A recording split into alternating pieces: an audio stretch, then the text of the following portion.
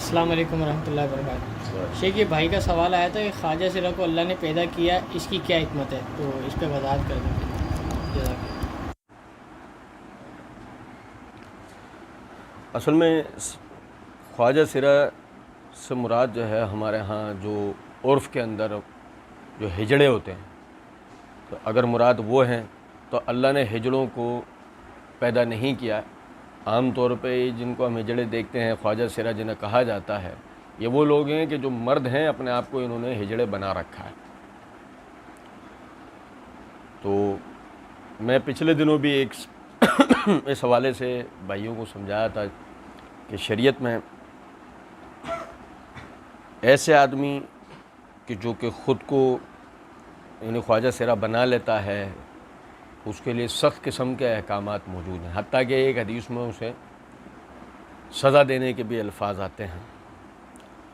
بہرحال لیکن اگر خواجہ سرا سے مراد مخنث ہے کہ جو ہمارے ہاں مخنث جو بچے پیدا ہوتے ہیں، تو میرے بھائی اس حوالے سے ایک بات سمجھیں کہ جس طرح اللہ رب العزت نے گونگے کو پیدا کیا، جس طرح اللہ نے بہرے کو پیدا کیا ہے، نابینا کو پیدا کیا، اسی طرح اللہ رب العزت نے مخنث کو پیدا کیا، کیونکہ یہ ایک عذر ہے، یہ ایک پریشانی ہے، ایک کمی ہے جس کے ساتھ بندے کو پیدا کیا گیا ہے۔ ایک نابینا ہے، اس کے ساتھ اس کا نابینا پن وہ ایک آزمائش ہے، گونگے کا گونگا پن ایک آزمائش ہے۔ اسی طریقے سے ایک آدمی جو کہ مخنث پیدا ہوا ہے، اس کے ساتھ اس کا یہ جو اس کے اندر کمی ہے، وہ ایک اللہ رب العزت کی طرف سے اس کے اوپر آزمائش ہے۔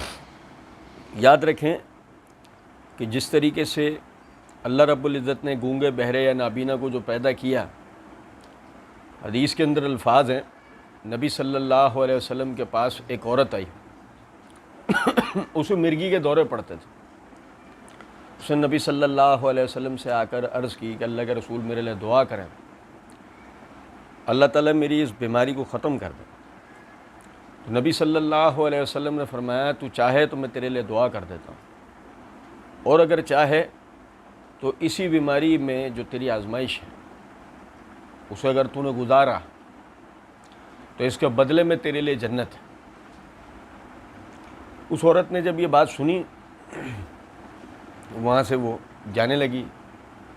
اب دیکھیں یہاں میں بات روک کر ایک بات بتاؤں کہ مرگی کا چونکہ علاج نہیں ہے، ایک باقاعدہ علاج نہیں ہے۔ یہی وجہ ہے کہ آپ صلی اللہ علیہ وسلم اگر اس کے لیے دعا کرتے تو چونکہ آپ مستجاب الدعوات تھے، اللہ آپ کی دعا کو اس کے لیے قبول کرتا ہے، اسے مرگی کا کبھی بھی دورہ نہیں پڑتا۔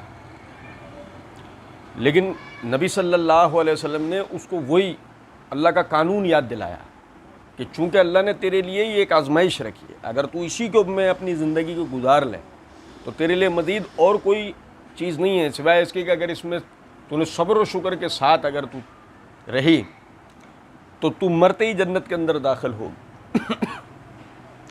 وہ عورت یہ بات سمجھ کے جانے ہی لگی، اس کو کچھ یاد آیا، پلٹی، کہنے لگے اللہ کے رسول ٹھیک ہے، پھر آپ میرے لیے یہ دعا کر دیجئے، صرف اتنا کہ جب مجھے دورہ پڑتا ہے تو میرے کپڑے پھٹ جاتے ہیں، بے پردگی ہوتی ہے میری، آپ میرے لیے صرف اتنی دعا کر دیں کہ مجھے دورہ پڑے تو میرے کپڑے نہ پھٹیں۔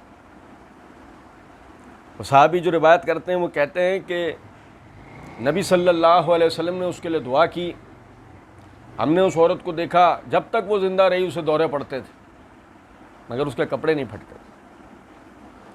تو یہاں یہی بات سمجھنے کی ہے کہ جو آدمی گونگا، بہرا یا مخنث پیدا ہوا ہے وہ اس آزمائش کے ساتھ پیدا ہوا، اگر وہ اس میں صبر اور شکر کے ساتھ اپنی زندگی کاٹ لیتا ہے تو انشاءاللہ بدلے میں اللہ رب العزت نے اس کے لیے جنت رکھی ہوتی ہے۔ تو یہ ایک بات ہے، یاد رکھیں۔ میں پھر یہ بات دہرا دوں کہ عام طور پہ جنہیں ہم خواجہ سرا دیکھتے ہیں، ہجڑے جو ہوتے ہیں، وہ کسی بھی طرح نہ تو رحم کے مستحق ہیں، نہ ہی وہ مخنث ہیں جنہیں اللہ نے مخنث پیدا کیا ہے۔ یہ وہ لوگ ہیں کہ جنہوں نے اپنے آپ کو ہجڑا بنا رکھا ہے۔ شریعت میں ان کے لیے سخت ترین احکامات ہیں، انہیں گھروں سے نکال دینے کا، علاقوں سے نکال دینے کا حکم ہے۔ بعض روایات میں اگر یہ نماز نہ پڑھتے ہوں تو انہیں قتل تک کر دینے کا حکم ہے. تو لیکن شرعی حکومت میں یہ ہم اپنے ہاتھ سے نہیں کر سکتے, شرعی حکومت. تو اس لیے ان کے لیے کسی بھی طرح کا حسن سلوک والا معاملہ نہیں کرنا چاہیے. ہاں ویسے اگر کوئی مخنث ہے, وہ ہمارا بھائی ہے, اس کے ساتھ جو ہے وہ حسن سلوک والا معاملہ ہونا چاہیے, جیسے ہم ایک گونگے کے ساتھ, ایک بہرے کے ساتھ کرتے ہیں, ایک نابینا کے ساتھ کرتے ہیں.